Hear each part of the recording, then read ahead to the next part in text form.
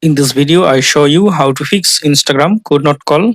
You cannot start a new call until you have left the call. You are already on problem. For fixing this problem, go to your phone settings, then go to apps, then go to see all apps. Now search for Instagram. Now click on Instagram, then tap on force stop, then OK. Then click on storage and cache, clear cache. Now open Instagram app. Now call someone. Now I hope that this method fix could not. You cannot start a new call until you have left the call that you are already on problem on Instagram. Thanks for watching. Don't forget to subscribe.